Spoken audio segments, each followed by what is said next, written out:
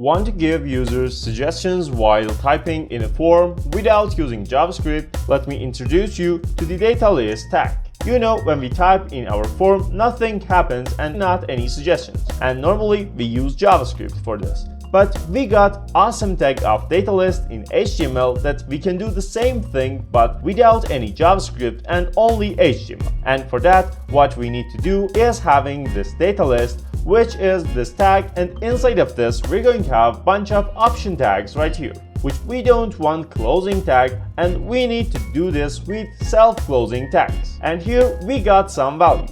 For example, let's say in our input we want to ask our user to input his or her favorite browser. And for that, here let's say we have a bunch of browsers, which are these browsers right here. Pay attention, we have them in our value attribute of our option tag inside of our data list.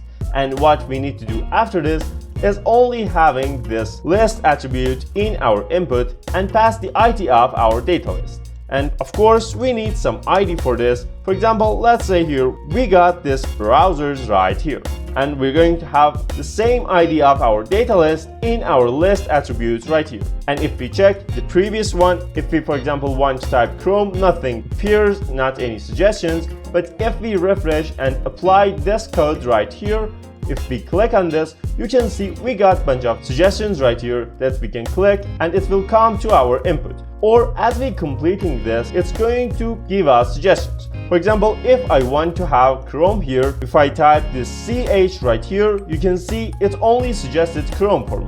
But this is different than select, and I can write anything that I want. It doesn't matter it is on this list or not. For example, let's say I want to have Opera right here. I can write it and submit this. And this is main difference between a data list and select, which in select we need to choose only from the options it has, but here we can choose either of these ones or type anything that we want right here. If you found this helpful, don't forget to like and subscribe for more HTML tips.